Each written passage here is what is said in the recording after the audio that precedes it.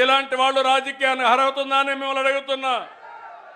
ఏం తమ్ముళ్ళు మీకు జ్ఞాపకం ఉందా? వివేకానంద రెడ్డి అజాత శత్రువు, నేనే ముఖ్యమంత్రి, నిద్ర లేశాను, ఒక చీటీ వచ్చింది నా దగ్గరికి. వివేకానంద రెడ్డి గుండెపోటుతో చనిపోయాడు. నేననుకున్నా, బాధపడ్డా, రే ఆలఫేషడం చనిపోయాడు, మంచోడే పాపం అనుకున్నా. నేను నమ్మిన తర్వాత కొంచెం టైం అయింది. టైం అయితే అదే వస్తుంది. సాక్షాత్తు సిఐ అక్కడే ఉండే రక్తం అంతా కూడా రూమ్ అంతా క్లీన్ చేసి, ఈ యొక్క మనం మామూలుగా చనిపోతే డెడ్ బాడీ పెట్టే ఒక బాక్స్ తీసుకొచ్చి కుట్లు కూడా వేసి ఆ బాడీని అందులో పెట్టి క్రిమేషన్ తీసిపోయే పరిస్థితికి వచ్చారు. ఆయన కూతురు అడిగింది, లేదు నాకెందుకో అనుమానం ఉంది, పోస్ట్ మార్టం చేయమంటే నేరుగా హాస్పిటల్ తీసుకుని పోస్ట్ మార్టం చేస్తే అది గుండెపోటు కాదు. ఏ పోటు తమ్ముళ్ళు?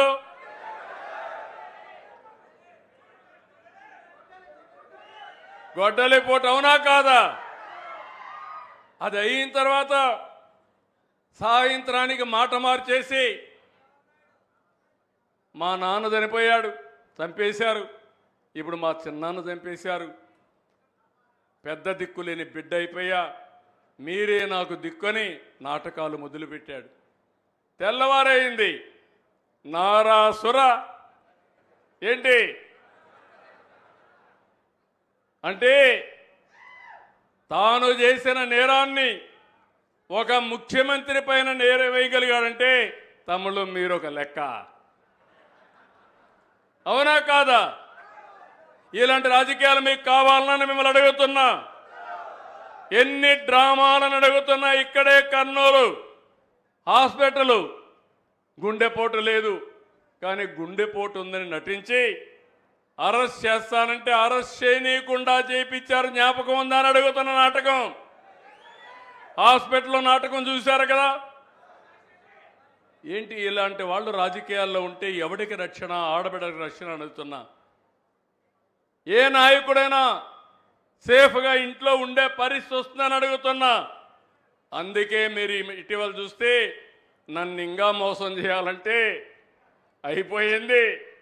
ఒకేసారి చివరిసారి నమ్మా, మీరు ఏం చేసినా సందేహంగానే చూస్తా, సీసీటీవీ కెమెరాలు పెడతా, డ్రోన్స్ పెడతా, తోక తిప్పితే తోక కట్ చేస్తానని చెప్పి మీ అందరికీ హామీ ఇస్తున్నా. ప్రజాహితం కోసరం, నా కోసరం కాదు. రాయలసీమలో ఫ్యాక్షన్ రాజకీయాల్ని, ముఠా నాయకుల్ని ఎవరు తుదముట్టించారు తమ్ముళ్ళు? జ్ఞాపకం ఉందా? ఎవరు? నేనే చేశా. మా పార్టీ వాళ్ళని కూడా వదిలిపెట్టలా. అది తెలుగుదేశం పార్టీ చిత్తశుద్ధి. రాయలసీమలో ముఠాలు లేకపోతే రాయలసీమ కంటే మించిన ప్రదేశం రాష్ట్రంలోనే కాదు దేశంలోనే మిన్నగా తయారవుతుందని నేను నమ్మే వ్యక్తిని. ఇంకో పక్క తీవ్రవాదులు, లా అండ్ ఆర్డర్ ఉంటే ఇది సబబు కాదని పోరాడితే నా మీదనే దాడి చేసే పరిస్థితి. భయపడ్డానా అని అడుగుతున్నా నేను. ఈరోజు హైదరాబాద్లో మత కలహాలు సృష్టిస్తే మత సామరస్యాన్ని కాపాడిన పార్టీ తెలుగుదేశం పార్టీ, అవునా కాదా అని మిమ్మల్ని అందరిని అడుగుతున్నా. రౌడీ అనేవాడు ఉండేవాడు కాదు. ఇటీవల కాలంలో మీరు చూస్తే ఒక పార్టీ రౌడీ షీటర్ ఇంటికి, గంజాయి బ్యాచ్ ఇంటికి పరామర్శించడానికి పోతే ఏమనాలని అడుగుతున్నా. అంటే మీరు ఏం చేసినా రాజకీయ ముసుగులో మేము వదిలిపెట్టాలన్న తమ్ముళ్ళు అని అడుగుతున్నా. అందుకే నేను ఒకటే మీ అందరికీ విజ్ఞప్తి చేస్తున్నా. ఈరోజు ఒక పార్టీకి రాయలసీమ అంటే రాజకీయం, రక్తం.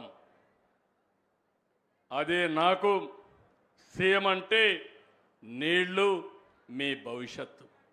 ఈ విషయం మీరు గుర్తుపెట్టుకోండి. ఈరోజు రాయలసీమ మళ్ళీ హామీ ఇస్తున్నా, ఇది రాళ్లసీమ కాదు, రత్నాల సీమగా చేసే బాధ్యత తెలుగుదేశం పార్టీ ఎన్డీఏది. రాష్ట్రానికి ఒక మణిహారంగా తయారు చేస్తాం. దానికి రాత్రి మగుళ్ళు పనిచేస్తున్నాం. ఈరోజు ఇటీవల కాలంలో లోకేష్ గారు పాదయాత్ర చేశాడు, యువగళం చేశాడు. రాయలసీమలో ఒక డిక్లరేషన్ ఇచ్చాడు. చరిత్రలో ఎప్పుడూ రానంత మెజారిటీ రాయలసీమలో ఈసారి తెలుగుదేశం పార్టీకి కూటమికి వచ్చిందంటే అది మీరు చూపించిన అభిమానం, ఆదరణ. దీన్ని నిలబెట్టుకుంటాం. రాయలసీమ డిక్లరేషన్ని పూర్తిగా అమలు చేసే బాధ్యత తీసుకుంటాం. హార్టికల్చర్ పంటలకు ప్రాధాన్యత ఇస్తాం.